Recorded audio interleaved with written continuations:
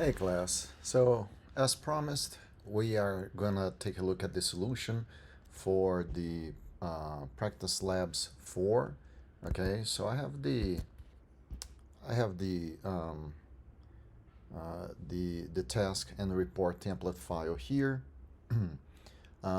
Actually, we already discussed most of it, right? I just want to show the solutions for a few of these tasks here. Obviously, task 1 using strings, that's something that you're supposed to understand thoroughly already, so there's no need to spend time here. Obviously, if you are having a hard time doing it, you can contact me, you can reach out at any moment. Same thing for task 2 using PEID, right? The focus here is mostly task 3 using a disassembly tool such as IDA Pro and and Ghidra, okay? So as you can see, disassemble lab4.exe with IDA and Ghidra. Obviously, we first need lab4, so I already uploaded um, the, lab4 zip file, so it's here. Okay, obviously you need to make sure that you uploaded it to the practice labs environment. Okay, so the file is here. I am going to download it. I'm going to save it in my desktop. There it is. And now I am going to extract it. There it is. Okay, so here's the file. I am going to open to use IDA Pro now. And you can see that I'm not spending much time showing each of the steps so far, at least not to open the file, because that's something that you already know, right? You've seen it already. So I go to my desktop and the lab4.exe file is already there. There it is. Okay. So here is the file. I just disassembled it using IDA Pro. You're supposed to do the same thing using Ghidra. So I am going to open Ghidra here. Ghidra, there is a few extra steps when using Ghidra. The first step is, so you need to identify where the JDK home directory is. So you're gonna, when you execute Ghidra, it will ask for that location. You can simply hit enter here and it's going to open this screen for you. What you need to do here is you have to go to the C drive, and here in the C drive you have to go to the program files directory, and here you're going to see the open JDK folder.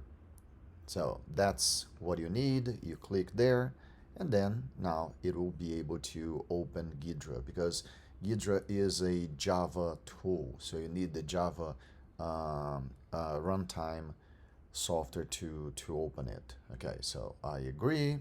Again, we're not going to spend time looking at each of these steps because this is something that we've done already in class. Okay, now one thing that you do need to pay attention is, first of all, differently from IDA, Ghidra requires you to create a project, right? So I'm going to go here to File, New Project, and it's a non-shared project. If you want to share this project with someone, you can obviously select the shared project option. That's not the case, so I'm going to continue. Where do you want to save this project? You define it here, and here I am going to name this project, and I'm going to name it Lab4. Okay, so the Lab4 project will be in the users admin directory. Okay, and then I finish it. So there it is, but the Lab4 project doesn't have any file in it. So you can either drag and drop the lab4.exe file in here, or you can go here to File and Import File. Okay, and the file that I'm going to import is the lab4.exe, which is in my desktop folder. Here it is. I select it, select file to import. It will display some information about this file. Okay, that is correct. It is importing the file. It may take a few seconds to do this. Obviously, this depends on the computation power of your machine. It's saying that it needs access to the OpenJDK platform. I will allow access to it. Okay. So let me just reduce the size of this window here so that I can see the OK button. As you know, it will display a bunch of information about your file.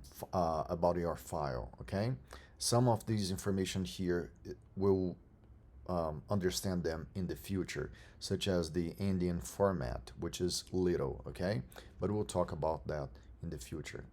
Okay, there it is, and it is now going to I am now able to double click the lab4.exe file and disassembly this file. Okay, and it's basically saying, well, it's the first time that you open this file, so do you want to start analyzing it now? And yes, I do. Right? Okay, what are the resources, the features that we have that you want to enable or disable? I'll just leave the default options here, and I'll start analyzing this file.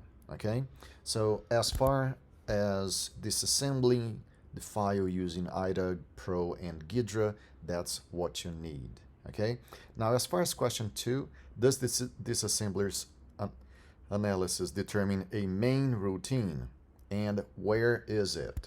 Okay, I am going to use IDA Pro. Okay, you can use Ghidra if you want. I recommend that you guys do most of the tasks using both applications. Okay, using both Ghidra and IDA Pro, so that you learn how both tools work, and then you'll be able to decide which one fits your objectives the best. Okay, so also this is something that we discussed last class. The question is, does the disassembler's analysis determine a main subroutine? Yes, it does. And the difference is, okay, so the main routine, the main subroutine, or the main function is listed in the function window. So it's listed here. Okay, and the difference is that when you use IDA Pro, it's listed as the start function, or the start subroutine, not main. But yeah, there it is. Now, in regards to where it is, if you're using IDA Pro, you have to switch to the text view, right? So that you see the actual memory location. So whenever you see a where question, it's referring to the memory address, the memory location where that specific information is. So the location is memory address 0040136C. Okay. So you can always right click and go back to the graph visualization option. Okay. Then 3, in IDA, use the strings window to find the magic bytes string, and then the 2 bytes that get appended to the string before being printed out. And then number 4 is the same question but in Ghidra. Okay, so also another thing that we saw in class, I'm not going to show you how to do this in Ghidra again, because it's the same thing. You just have to practice, okay, so that you pick your solution, pick your tool. Okay, now for the lab, you do need to use both because you have those 2 questions. Okay, but there is no purpose in me showing you how to do the same thing in these two different tools. I want you to do that task, okay? So here in IDA, you need the strings window, right? And here you can go to View, Open Subviews, and here you're gonna see the strings. Here it is, the strings window.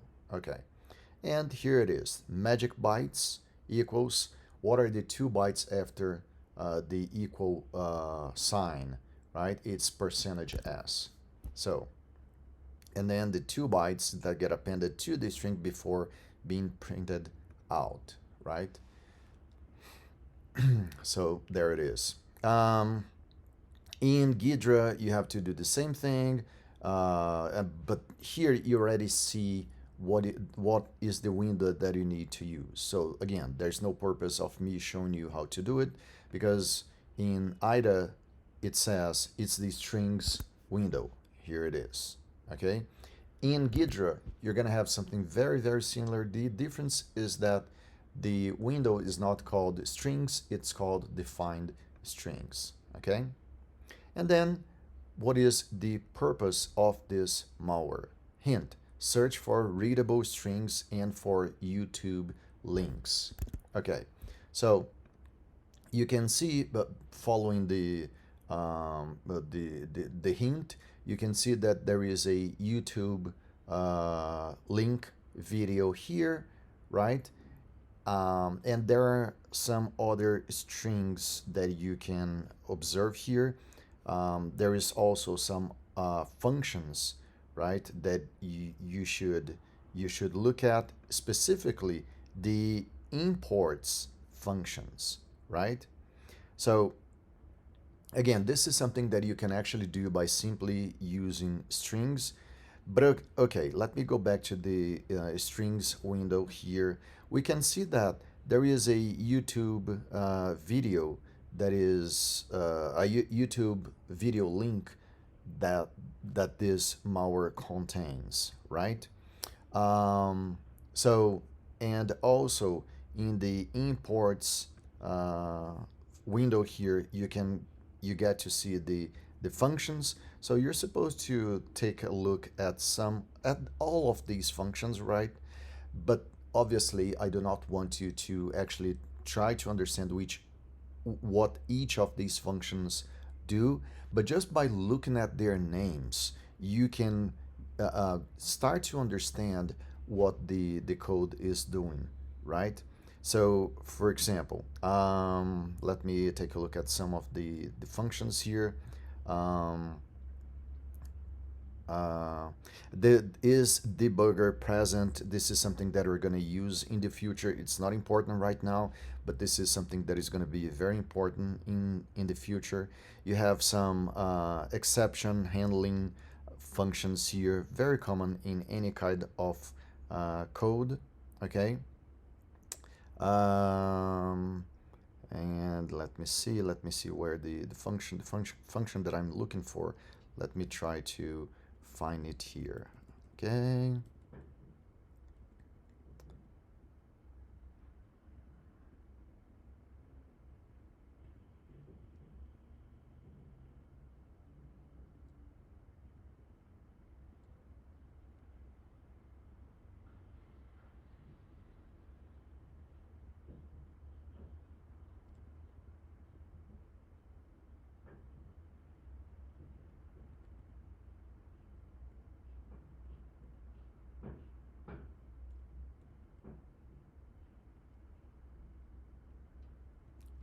Here it is.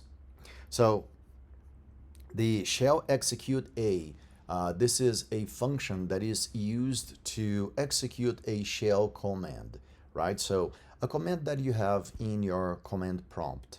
It's a command that you run, okay? Now the thing about the shell execute a function is that it allows you to run commands and associate these commands with applications. So you can basically use the command line to launch an application. And what it is going to do is it is going to execute, it is going to trigger your a browser. Okay, so this function here is associated with that URL, with the YouTube video. Okay, so you have a link, and then you have a function that is capable of launching a program, and this program is associated, this application, in this case a browser, is associated with a URL. Okay, now obviously one thing that you can do here is to basically execute, and it's part of the analysis process, right? What you can do here is to actually execute the application. So let me go ahead and do that. And there it is. So basically, you see here that this application is, oh, I'm sorry, this malware is opening 10 tabs, if I'm not mistaken. It's opening 10 tabs to access a specific YouTube video, right? And that's something that we actually saw on the in the code, right? Now, so far, what we can see is that this malware is, well, apparently it's not doing anything that important, but it does open those 10 tabs. So apparently what it does is it is going to slow down your machine, or slow down the infected machine, because it's opening all of these tabs, right? As you can see here. And apparently it doesn't work anymore. I don't know if it's if it's because the link is the video doesn't exist anymore, although I don't think that's the case. Seems like the Practice Labs virtual machine is not connecting to YouTube, right? But again, the idea here is to open all of these tabs. Like I said, apparently 10 tabs, and that is going to slow down the machine, right? So we are actually going to continue the same malware in the future, right? And we're gonna find out some more stuff. But for now, that's what I want you to understand. Remember, we're still trying to learn how these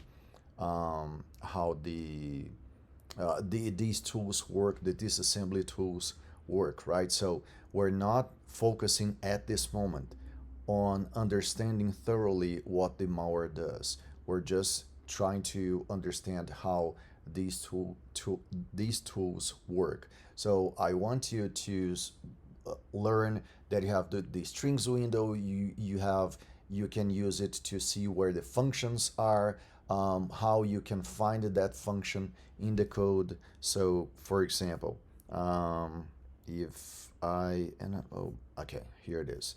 So here, the start function that my code contains, right? I can double click it, and it is going to take me there. And then I have this graph view that can help me understand how everything here works, right? As far as the flow of the code, I also have the imports window. So let's say that I have the, let me see. I have there is here it is, create file W. This is a function that creates a file, right? So I can double click it here. Oops, I'm sorry. I can double click it here, and it is going to take me to where this function is. Now, I can see that the imported function is being declared here. It's being imported here, but actually I do not specifically see where the function is used in the code, right? So we're going to start to see how we can actually see the use of it inside my code. So for example, I can jump to the cross-reference to the operand, and I can see that there are actually two locations here where the operand is used. Let's say that I want to take a look at this one. There is a call function here calling the operand, right? So I want to go there, and here it is in the graph view. It is going to show me where it is. So there is this subroutine 40E7BF. That's the subroutine that is actually calling the create file w function, right? And again, I can also, what I could also do is I can take a look at what are the other functions that are invoking this function, right? So if, oops, I can, where it is, here it is, there. Here it is. So where is this function, what other function or what other functions are actually calling this function? So let's say this is one, so I want to go there, and oh, now I have a better understanding of what is going on, right? So there is this subroutine, there is this function here that at some point calls this other function. So what you can understand here is, okay, there is one function that will call this function, and what this function is doing is it is creating a file, right? So you can start to track down all of those information, all of those data to better understand what is going on. And then after the file is created, there is another function that is called, which is this function here, right? So that's what we're trying to do here. Again, try to get used to the environment so that you start to understand how reverse engineering a code works, okay? And then you have 6, is there anything that this malware does that could be used as a fingerprint to find it on other systems? Hint, try to find out what is the main tasks that malware is trying to do. These tasks could be used to help you identify the malware code in order to in other compromised systems. What it means is this is actually, you can perform the behavior analysis, right, to identify this. So for example, when we double click the malware, we can see that 10 tabs are going to be opened. And each tab is opening a YouTube video. So that YouTube video can be used as to fingerprint this malware. But not only the URL itself, but the number of times that URL is actually being opened. Okay. So that is task 3. The only thing that you have extra for lab 5, so let me go there. Hold on. Lab 5. The only thing that you have extra here, obviously, this is going to be lab5.exe, a different file, but the only thing that is different here is how does this program ensure that it continues running when the computer is restarted. Again, another thing that we discussed in class, right? You can use the Windows Regshot to observe the Windows registry before you execute the malware, and then you take the second snapshot after executing the malware and try to identify if it's adding entries to your Windows registry. That's one way. Another way is you go here to the imports window and you take a look at the functions that are here. You gotta remember that there are some functions that are going to touch, are going to mess, are going to change the Windows registry. So for example, let's see if we can find that kind of function here, right? So I don't specifically remember, this is lab 4. I don't remember if in lab 4 we have that kind of function, but let's take a look at it.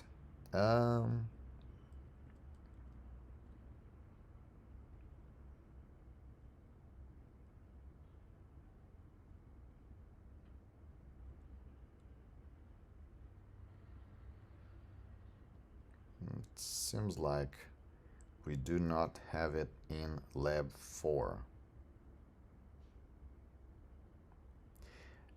You got to remember that those are the functions that usually they have reg, R-E-G, right? So set, reg, get, reg, those are the functions that we're looking for. And yeah, apparently in Lab 4, we do not have those functions, right? Now, you're going to see this in Lab 5, okay? So that's what you need for these two labs. Again, basically the only difference between those two labs is that in Lab 5, you are going to have those set reg and the get reg functions, which you don't in Lab 4. Okay? So that's what you need for this lab. But again, it's very, very important that you try to do it by yourself. You do not only watch this video. Thank you very much, guys.